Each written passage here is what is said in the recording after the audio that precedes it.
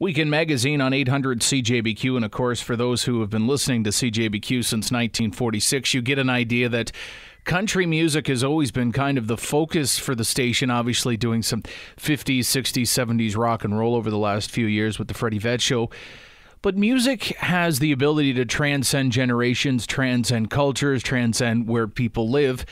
And although we don't play heavy metal music, the story of a heavy metal band that is making an international resurgence as far as notoriety is a group called Tuff that really focused in the Florida area. Now, this was a group in the 80s that had all the makings of a band that was looking to make it to stardom. They were made up of Todd Kelly, James Marino, David Scott, and a couple of different lead singers, including Kenny Monroe. Although a lot of our listeners won't know those names, the musician that might be listening right now might understand the struggle to make it. On the phone with me now is David Scott, who was the guitarist for Tuff and is still working in music. David, thank you for taking the time to join us here on Weekend Magazine. We appreciate you calling in. You're from Florida right now?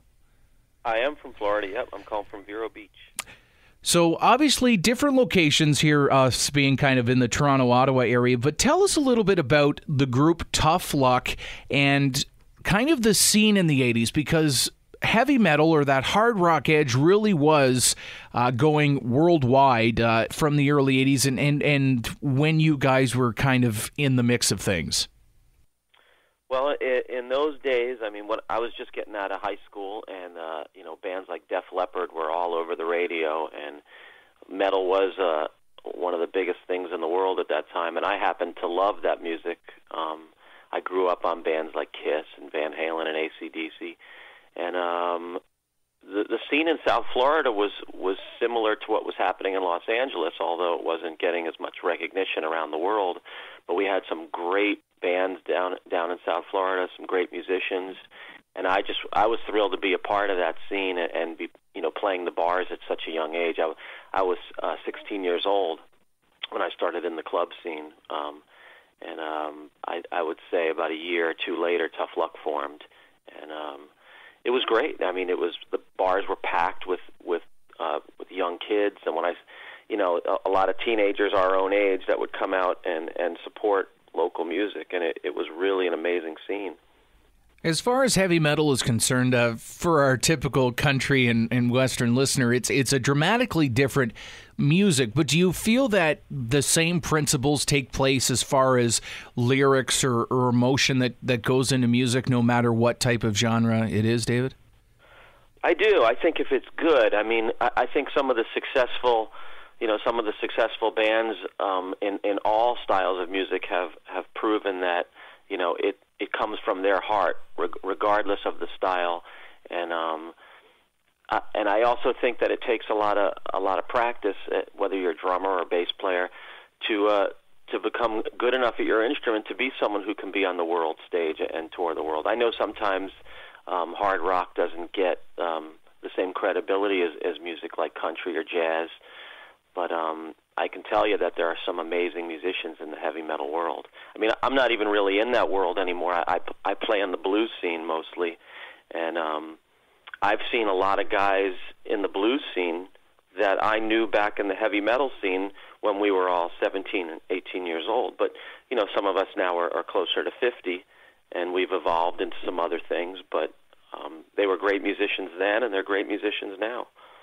The band Tuff is a group from the 80s that was in the heavy metal scene down in Florida, on the line with David Scott, the guitarist from the group. But you guys were a group that, no matter who you see, as part of watching the new film, the new documentary that's come out about the band, David, it looked like you guys were a group that, as far as musicianship, as far as talent, as far as what you were doing with writing, were there with any other major group. Tell us about the journey of trying to find that record deal and even being able to get to a situation where you were offered a couple of contracts. Well, it was definitely difficult trying to secure a major recording contract in South Florida. There were no labels in South Florida, so we were constantly taking trips to New York. We would jump in our van, drive up there and play a few shows and try and be near the labels. we eventually did get the interest of a label, and that deal didn't happen. In the film, it shows you a little bit about what happened there in that story, but we did end up putting out an indie release on a smaller label, and that record did really well. Unfortunately, the finances weren't there from that company because they were so small to really send us around the world on a tour and never really push us over the top like we hoped for. But the record did well for an indie label, and I'm proud of it to this day. Velocity Films has released a documentary called Tough Luck. It's interesting because a Canadian band called Anvil recently had a big resurgence, David, of course, with their documentary, and people get a chance to see the insight on a band that perhaps they had heard of but only briefly, but now they kind of get a bit of, I guess, just reward for their hard work. Tell us about making a movie so many years later about a band that pretty much had everything in place to make it big, but maybe just wasn't in the right place at the right time. Well, the drummer's brother actually called me with the idea to make the film, and I was thrilled about it. And he wanted to make the film, and I thought there's no better person to make the film because he was so close to it, and I knew it would come from a place of love. And also, his brother was in the band, and his brother was killed, which is part of the story. So it was really emotional for all of us to revisit all of this so many years later and tell the story and look back at the photos and listen to the music and the videos. But it was very therapeutic at the same time, and I'm so glad that Andrew decided to make this film. And, I never thought a film like this would be made about our band, but I'm thrilled that he did it. On the line with David Scott from the band Tough Luck in a recent documentary coming out focusing on the 80s metal band. On the line with David from Florida today is as we look at a band that seemed to have everything in the right place. But when you're a band trying to make it, David, as you know, the bills aren't being paid by what you want to do. Sometimes you have to supplement them with other jobs.